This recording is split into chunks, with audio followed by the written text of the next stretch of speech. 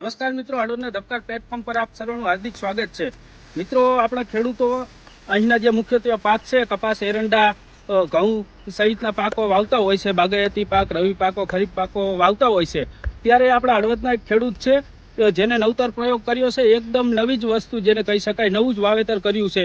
તો મારા ખ્યાલથી ગુજરાતમાં તમે ક્યાંય નહીં જોયું હોય એવું એક હળવદ તાલુકાના ખેડૂતે વાવેતર કર્યું છે. આવો આપણે મળી ખેડૂતને, એનું નામ શું છે અને એની માવજત, એનું જે કઈ રીતે પાકણી કરવાની હોય છે અને કઈ રીતે એનું વેચાણ હોય છે તે તમામ બાબતની ચર્ચા કરી.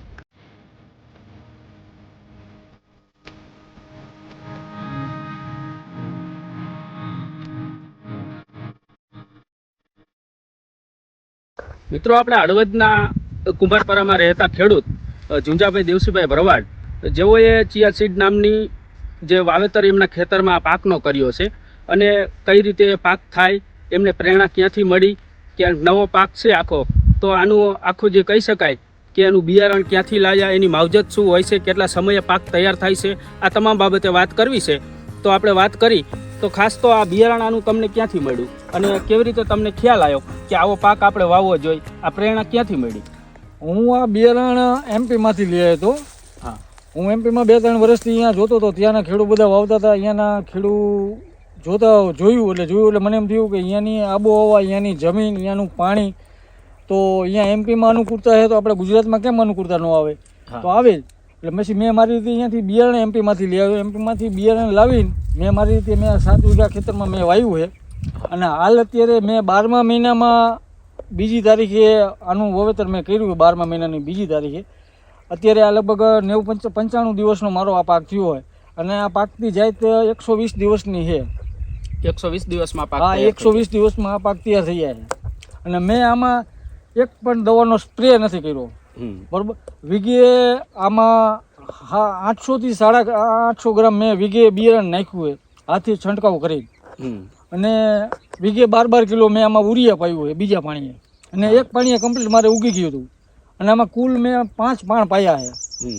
5 પાણીએ મારે આ મોલ મારે તૈયાર થઈ જાય. ચિયા સીડ જે આવ્યું એ 5 પાણીએ કમ્પ્લીટ થઈ જાય. અને હવે આનું કાપણી કરવાની છે. કાપણી કરીને હવે વીઘા વરણીએ કેટલું ઉત્પાદન આવે એ કંઈ ઓલું નથી.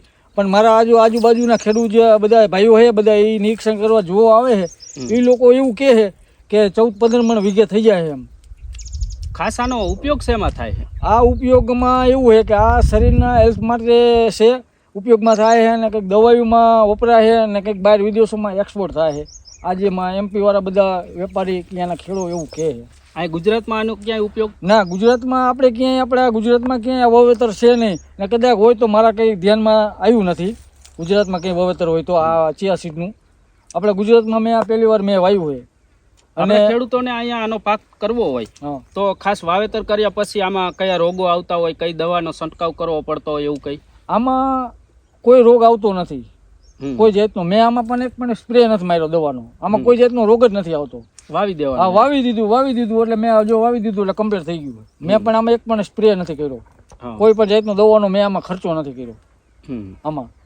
અને કોઈ જાતની બીજી કોઈ પેસ્ટિસાઇડ, કોઈ દવા પણ મેં નથી વાપરી આમાં. પછી આનું માવજતમાં ક્યાંય આનું ધ્યાન રાખવી પડતી હોય તો એવું ખાસ કોઈ આની ચીવટ જે રાખવી પડતી હોય એવું કંઈ? માવજતમાં આમાં મેં બિલકુલ કોઈ જાતની માવજત કરી નથી.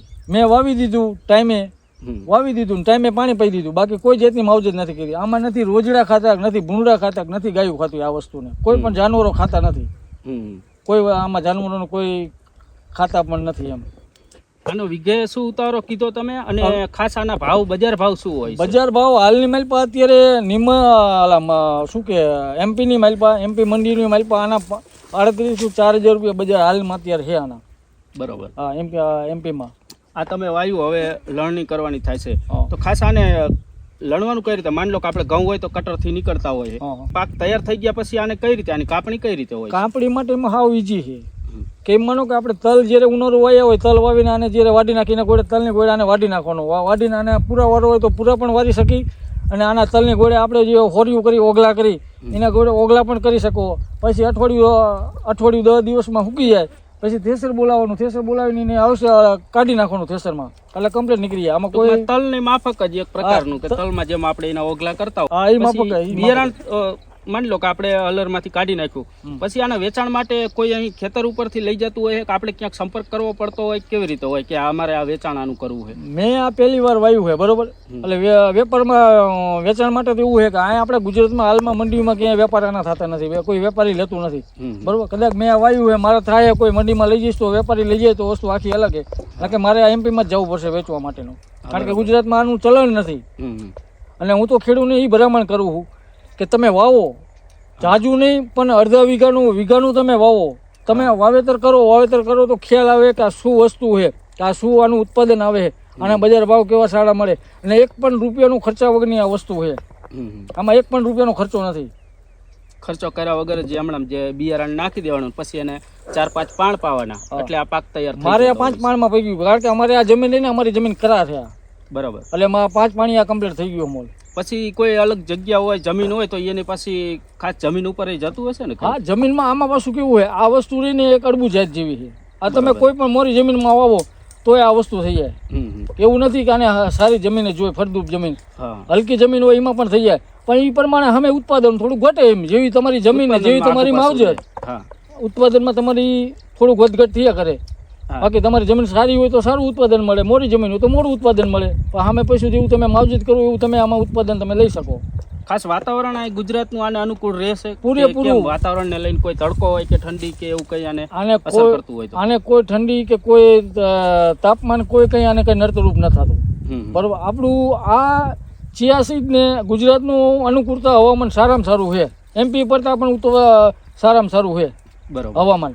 અને જમીન ને પાણી ને બધું અનુકૂળતા છે આ વસ્તુમાં, એટલે આ વસ્તુ વવાય. મેં તો વાયું છે, મને તો આ પહેલી વખત મેં અખતરો જ કર્યો છે, મેં કોઈ વરા વાયું નથી. મેં આ પહેલી વાર અખતરો કર્યો, પહેલી વખત વાયું છે. 7 વીઘામાં વાયું? હા, 7 વીઘાનું મેં વાવેતર કરેલું છે. પછી પાક વાયો ત્યારે તમને એવું થતું થોડું કે આ થશે કેમ, નવો પાક છે, કોઈ ડર હોય કે ફેલ જાય છે મહેનત કે એવું કઈ? ના, એવો મને બિલકુલ ડર નહોતો. મને એક જાતનો કોઈ જાતનો ડર જ નહોતો, કારણ કે હું જે એમપીમાં અહીંયા બધે હું ફરેલો હોય, અહીંયા જેને ખેડૂતનું વાવેતર કરે છે, પણ અહીંયા તો જો થતું હોય તો પછી મેં મારી રીતે એવું ડિસિઝન લીધું, જો એમપીમાં અહીંયા બધું થતું હોય તો આપણે ગુજરાતમાં કેમ ન થાય? બરાબર.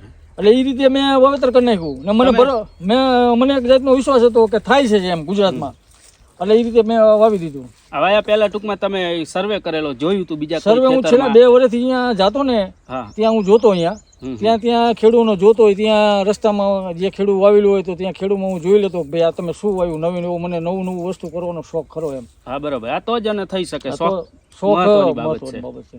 એટલે મને એ વસ્તુનો શોખ હતો, એટલે પછી મેં મારી રીતે જોયું, મેં કીધું ભાઈ આ એમપીમાં અહીંયા બધે થતું હોય, રાજસ્થાનમાં એમપીમાં, તો કીધું આપણે ગુજરાતમાં કેમ ન થાય. એટલે પછી મેં મારી રીતે બધું લઈ આવ્યો બિયારણ ત્યાંથી બિયારણ લાવીને પછી મેં મારી રીતે વાવી દીધું, વાવીને પછી પાણી પી દીધું બધું. પછી આ મોળ અત્યારે કમ્પ્લીટ જો થઈ ગયો, કમ્પ્લીટ. તમે જો ચારે બાજુ સરખું ઊભો છે. હા, પાક તો સારો એવો તૈયાર થઈ ગયો. તો મિત્રો, આ હતા ઝુંઝાભાઈ, અને ખાસ એક પ્રયાસ કર્યો, કારણ કે આ હિંમત કરવી ને, કોઈ નવો પાક વાવ્યો હોય તો ઘણી બધી બીક લાગે કે અહીંયા આપણે વાતાવરણ કમ્પ્લીટ એનું રહેશે કે કેમ, એને જમીન માફક આવશે કે કેમ.